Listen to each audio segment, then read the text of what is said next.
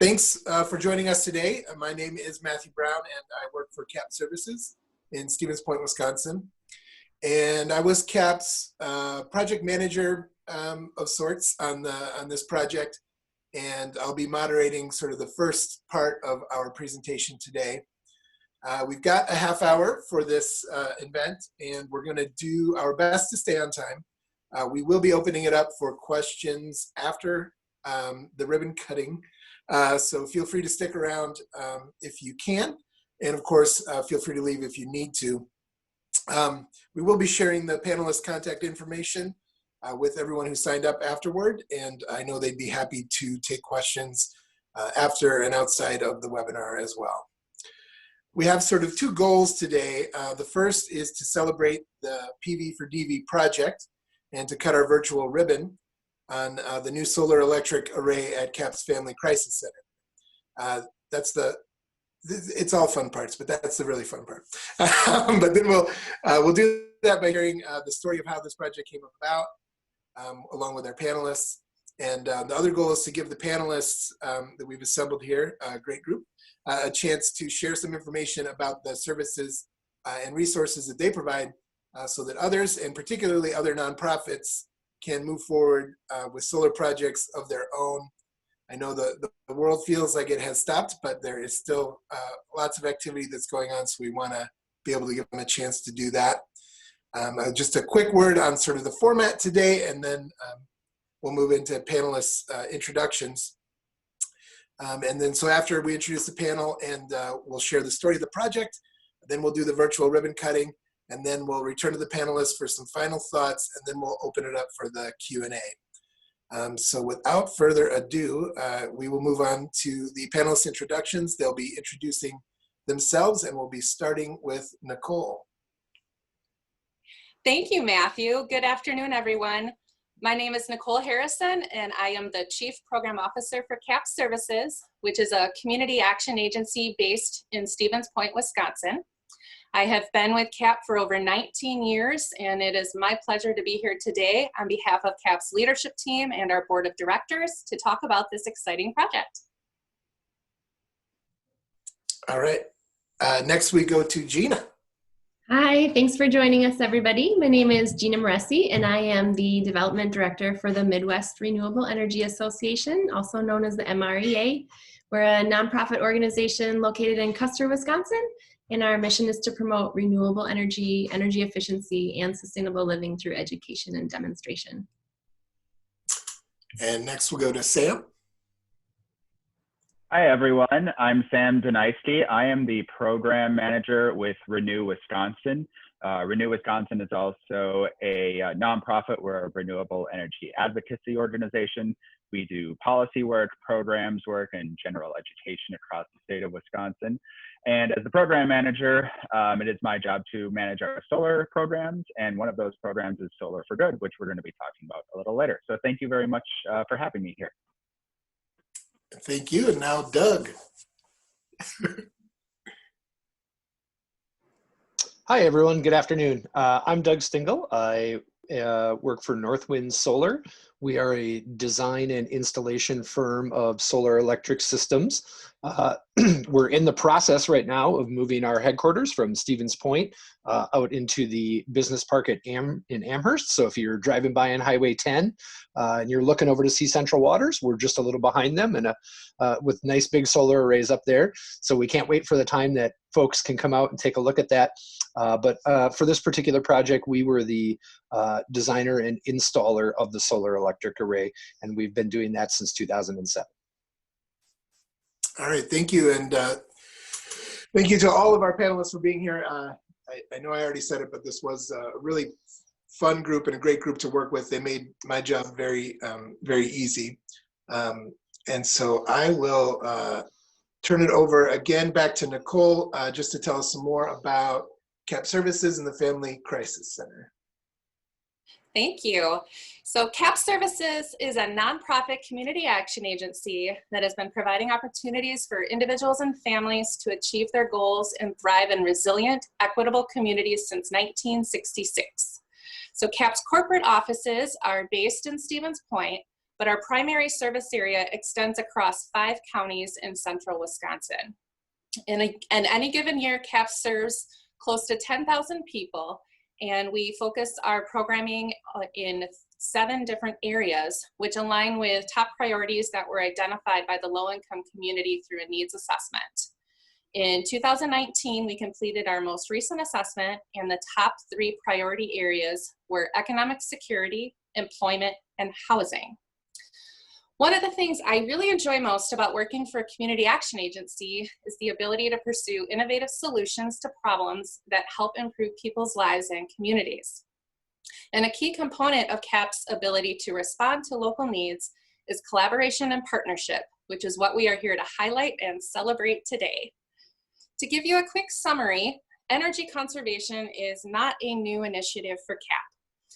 As a couple examples, CAP has provided weatherization services for over 45 years to qualified homes, reducing annual energy usage by an average of 30% and as much as 50% in some homes.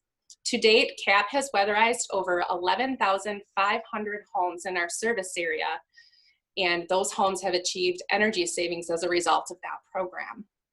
CAP also previously partnered with Northwind Renewable and MREA for projects in Wapaka, which included installation of solar hot water for residential homes and a small solar electric array at the Wapaka Eco Park. So when the opportunity was presented to install solar panels at the Family Crisis Center site, a light bulb went off. This is where I need props and special effects, Matthew. CAP's Family Crisis Center, which is based here in Stevens Point, was established in 1978 as a result of input from CAP's community needs assessment I discussed earlier. People were describing a need for victims of domestic abuse to have a safe place to stay and find a place to transition to permanent housing. While temporary shelter was identified as the initial need, services have evolved over the years to support survivors in a variety of ways. Many people think of the Family Crisis Center as a physical space, but it is so much more than that. Services across multiple counties include support and shelter for youth in crisis, outreach for survivors of both domestic abuse, sexual assault in rural communities, and culturally competent services for Hmong and Spanish-speaking populations. To give you a sense of numbers, the Family Crisis Center serves over 1,400 adults, children, and youth each year. And that's a very conservative number because we're not able to track all of our numbers for an unduplicated count. In 2019 alone, 167 adults and children stayed at shelter for over 5,200 combined nights. Outreach offices served 370 new clients through over 1,900 contacts. Sexual assault victims service staff provided support and advocacy services to 249 new clients through 929 contacts. And countless others have benefited from support through our crisis telephone line and other services. As the world has changed over the past couple months, the safety and well-being of clients and staff have remained CAP's primary concern. The need has not subsided with COVID-19, and services have continued, although they may look a little different. Shelter does remain open with health and safety measures in place. Our crisis line is still answered 24/7. Outreach staff are available by phone and in person for court accompaniment using social distancing measures. So CAP's ability to pivot and adapt during this pandemic is yet another example of community action at work. And that brings us full circle as to why this project is so valuable. The energy savings generated as a result of the solar panels will allow for more resources to be available for all of the services provided by the Family Crisis Center, ensuring that the light always stays on. Thank you, Nicole. And I know that there are several FCC staff and supporters, our advisory board, that are on the call here today. And I do want to recognize them specifically for the work and dedication they do. We haven't been able to keep everything open or operational in the exact same way. But the Crisis Center is one of those things that is a very much an essential service, particularly during this crisis. So I just wanted to acknowledge that. So the other thing about being a 24-hour-a-day and 7-day-a-week operation is that the Crisis Center does go through its fair share of electricity. Their annual costs for before the solar panels was about $4,500 in electrical each year. And with the panels, that'll drop to about in half. And so we're going to talk a little bit of the technical details for those of you who are interested in that. We're going to go to Doug Stingle for that. Doug? Great, thanks, Matthew. So really quickly, let's just kind of talk about how solar works. We can get into how photons hit the P and the N layers of silicon, causing electrons to get pushed out, or simply we can just say it's magic. And truly, it is magic how solar modules create electricity. So what we do is we take those one single solar module and we group them all together, and then we construct a solar array. And then that solar array is sized either to meet electrical needs, available space considerations, or budgetary considerations are primary drivers on the size of a solar array. So the solar array at the Family Crisis Center is comprised of 36 370-watt Philadelphia solar modules. Together, that combined capacity equals 13.3 kW, or 13.3 kilowatts. And those solar modules create a DC electricity, or direct current electricity. So we have pieces of equipment that switch it over to the electricity that's used on site, or AC electricity, or alternating current. So we have two 6 kW SMA inverters that do that work for us. So what does all of that mean for CAP services? So as we went through this process, as Matthew mentioned, that cost in annual billing for electricity at Family Crisis Center was about $4,500. You translate that out into units of energy, and it means that they've consumed about 40,000 kilowatt hours a year. This solar array that we've installed is going to produce probably just under 18,000 kilowatt hours a year. So it's going to produce about 44%, right around half of the electrical usage at the site. And of course, as efficiency upgrades happen, if change out lights or more efficient appliances or whatever happens, that percentage is going to grow. And that is a real savings. So I was lucky enough that Matthew was able to share with me prior to our call today that he got his first bill with the solar array installed, and we were about $312 for this billing period last year, and $163 this year. So can show that cut that in half, and we would expect that to do that most months outside of the kind of non-sunny months in January and December, like that. So what's also really neat is that this solar array has online monitoring. Gina, would you be able to pull that up for us? So what that means is we can remotely just take a quick look at how the solar array is doing. So this is our overview page, and we can see that even though the sun isn't out, if we all look at our windows, it's pretty cloudy. It might even still be raining. Oh, looks like maybe it stopped raining here, but we're still producing over 4,000 watts instantaneously right now, which is pretty impressive considering that we don't have any direct sunshine. And then Gina, if you're able to scroll down just a little bit, we can see kind of the performance of the array over time. So this is how CAP is going to be able to take a look at it and look at the array and make sure that they know it's functioning properly and everything is working good. So what Gina's brought up for us there is actually the curve, the solar curve from Sunday, when it was a nice sunny day. So we can see the solar array kind of started to come to life around 7 o'clock, and really kind of stopped producing about 6:30, 7 o'clock. But the meat of the production you can see is between that 9 a.m. and 3 p.m. time, and that's what we would call the solar window. So this solar array is going to be a fantastic asset for CAP Services. It's going to, when we estimate the life of the solar array, we estimate it's going to last for at least 25 years. It seems likely that it will last longer than that. The inverters may need to be replaced in some time during that, but all of those savings are going to be able to go back to CAP so that they can put them to further use, further in their mission.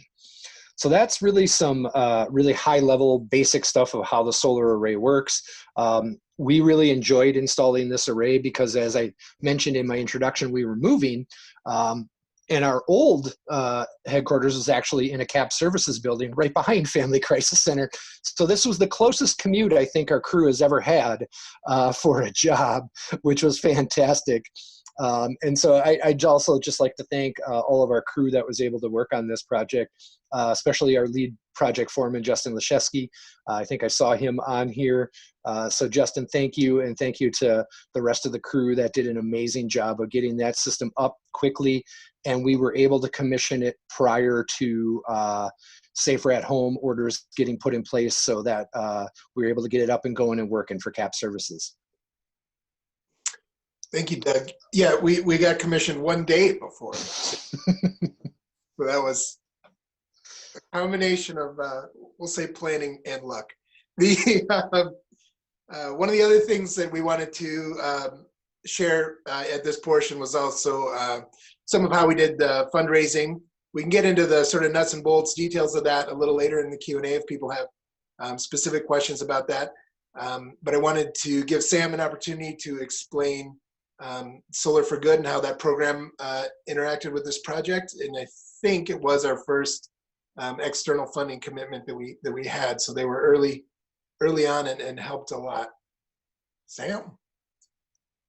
Well, thanks, Matthew. I really appreciate this. Yeah, so I'd like to talk a little bit about Solar for Good. So Solar for Good, like I said, is one of the couple of programs that I get to manage on behalf of Renew Wisconsin. And Solar for Good is a grant-making program that helps nonprofits out with the sort of the upfront cost of going solar. You know, solar arrays have decreased in cost in the last decade, anywhere from about 60 to really 75 or even closer to 90% in some points. But as you can probably guess, they're still not free. And, you know, nonprofits, as we all know, typically not flush with cash. Nonprofits also aren't able to take advantage of some of the same incentives that a business or a homeowner would be able to take advantage of, like the federal tax investment credit. And also, we wanted to focus on nonprofits because nonprofits have their own communities built in within the community, and we saw this as a really great opportunity to be able to spread the word about solar electricity. So that's kind of why we decided to partner with nonprofits, and why we decided to focus on sort of that area of our communities. If we can go on to the next slide. Yeah. Thanks. So this is essentially what we offer here with Solar for Good. So a solar array, what we call a small solar array, which is between 5 and 75 kilowatts.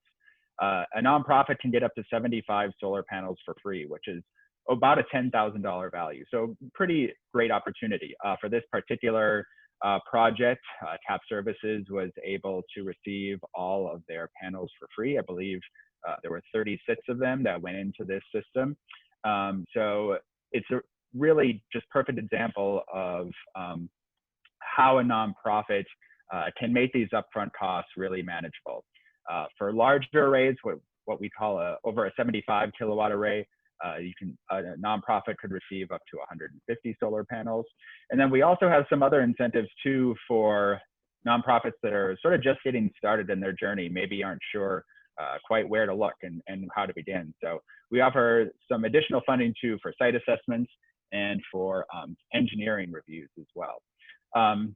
And you know, we've partnered, and we can go on to the next slide now. We partnered with all sorts of nonprofits across the entire state of Wisconsin. So the program started out in the fall of 2017. I believe we started out with about 15 nonprofits then. And since 2017, we've ran 2 funding periods per year, one in the spring and one in the fall. In fact, there's one of our grant funding periods open right now, and we hope to have another one later on this fall as well. But we've partnered with 72 different nonprofits across the state, totaling 89 installations. There's a few of our nonprofits have actually done multiple projects just because they have multiple facilities. And we've done nonprofits of kind of all size and type, from veteran services to schools to churches, even animal shelters and affordable housing. There's a large cluster of the blue and red dots up in northwestern Wisconsin, which represent affordable housing projects in Sawyer County. I believe we have a dozen projects there. So really just an example of how solar electricity can work for nonprofits, businesses, organizations, homes of every shape and size. And it really just goes to show how great this program is. And in fact, once all of these 72 nonprofit partners and their 89 installations are built and are operating, we're going to produce 3.2 megawatts of solar electricity. And just to give you an idea of how much that is, it's approximately 650 normal sized houses, or the amount of solar that would power 650 normal Wisconsin houses. So really just goes to show how much of an impact this program has had. And we also want to increase the number of little sun icons on this map as well. So like I said, we have another round that's open now. We're going to do another round as well in the fall, and hopefully even more rounds in the future as well. That's all I have, but I definitely would like to say, if you have any questions, if you want to get started on your solar journey, if you have a nonprofit you think might be a great candidate, please don't hesitate to reach out to me, and I'd be glad to help you out however I can. Thanks. All right, thank you, Sam. Next, we'll go to Gina, who has 2 tasks today. She's hosting our webinar, but we're also going to have her say a little bit about the MREA and their involvement.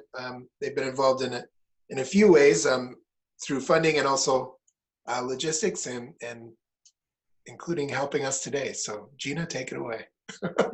Thanks, Matthew. I just want to start out by giving a shout out to Northwind and Renew Wisconsin, because they do really important work, and it's been really wonderful partnering with them.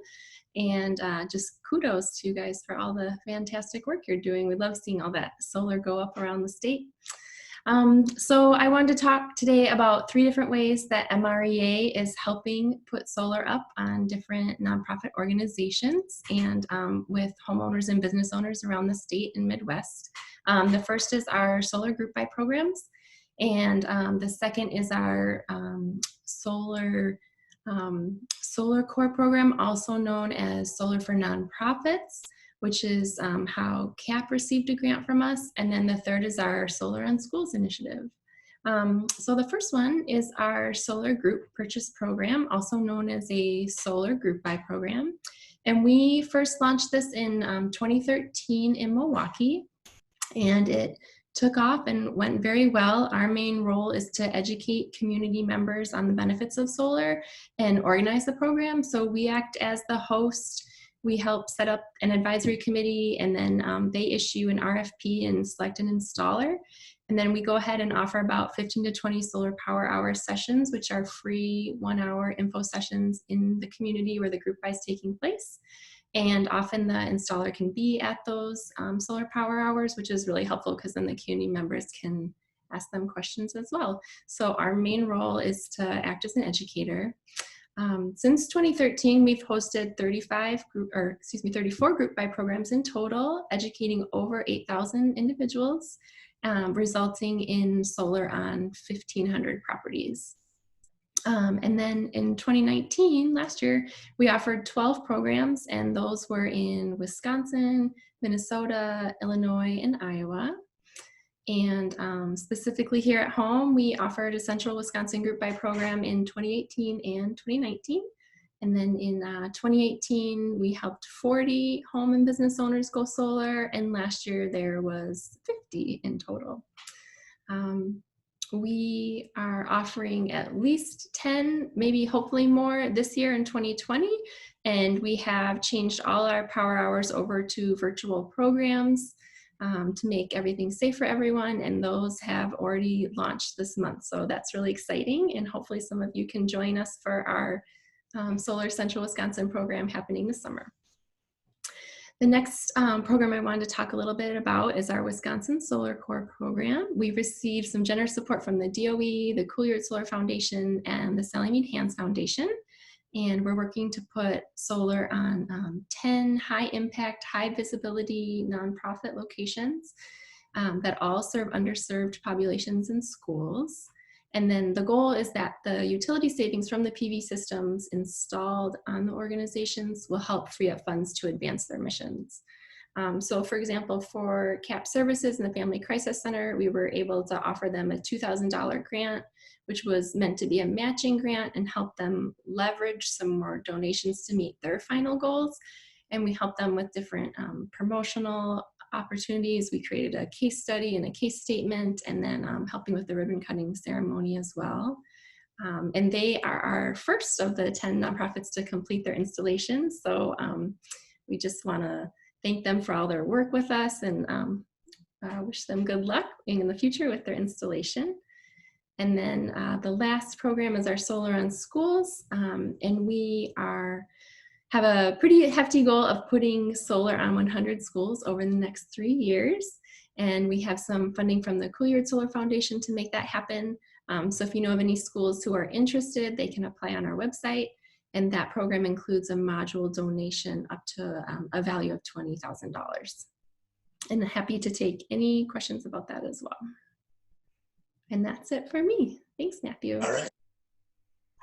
And we will return to the panelists in a couple minutes, but now we get to the big virtual ribbon cutting. People said, how can it be done? I think we've answered the question. It can't be done, but we're going to attempt to do it as best we can. So Gina wants to pull up our slides there for this. So between the Solar for Good grant, the MREA Group I, the nonprofit grant from MREA, and then also some focus on energy credits, we covered about a third of the total of our project costs, but that still did leave us with about $21,000 left to cover. And we raised about $12,300 during a quiet fundraising phase in the fall of 2019.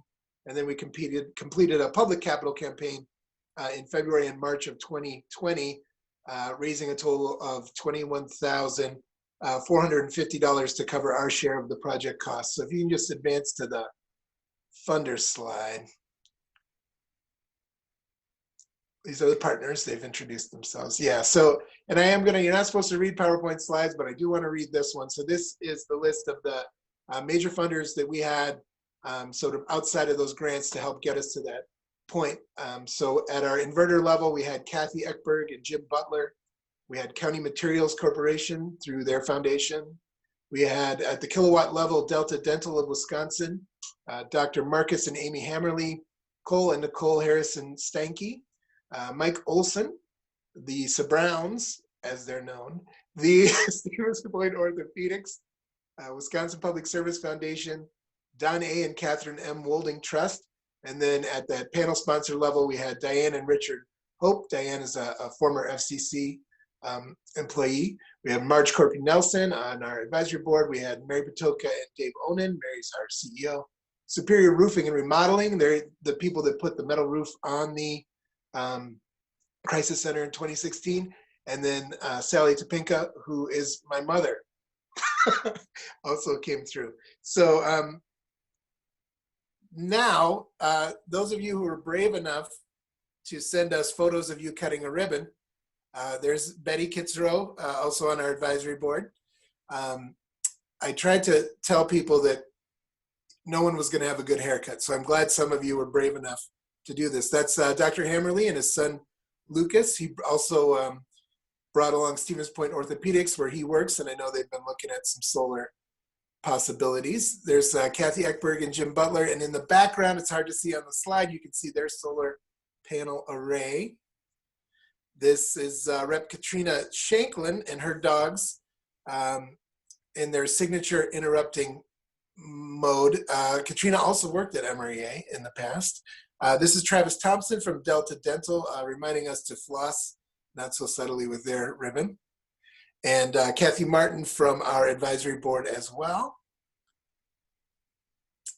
And Mike Olson, this is not a ribbon cutting photo, but this was a photo we used a lot in fundraising. There was a lot of discussion of the PVDV logo and shirts that we have not yet made, but that I've promised him. You'll recognize these folks in the bottom left as some of your panelists, also Daryl Woods from the Crisis Center.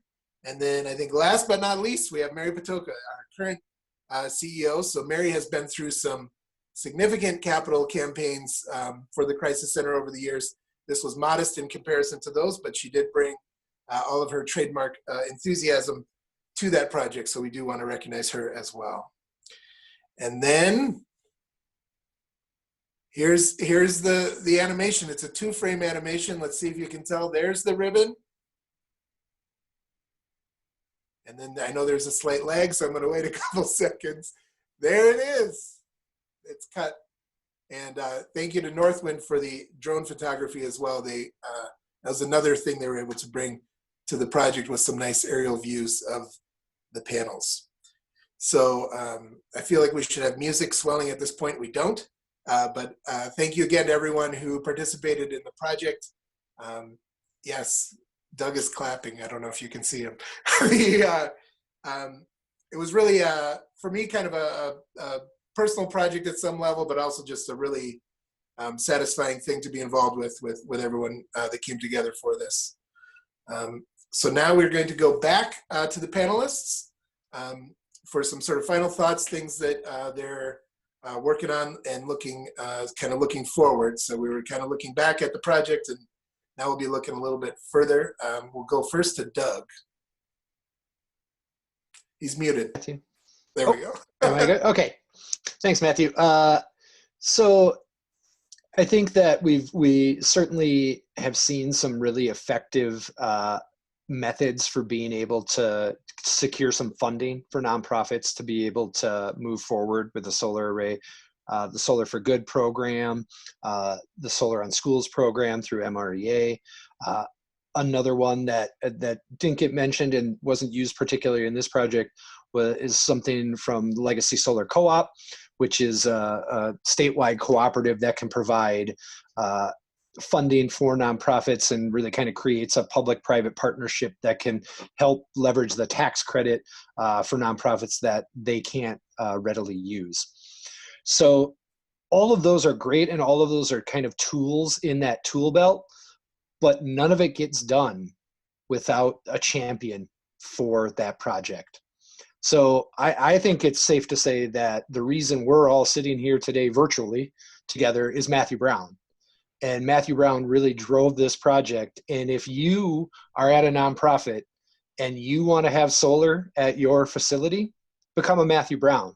Be the leader. That is the number one thing that I have seen in 5 years working with nonprofits in solar. That's really the defining factor of whether a solar array gets installed at a facility or not, is that champion there to help drive the process and answer all the questions and do everything. So thank you, Matthew. And for those of you on the webinar, be like Matthew. I'll pay you later, Doug.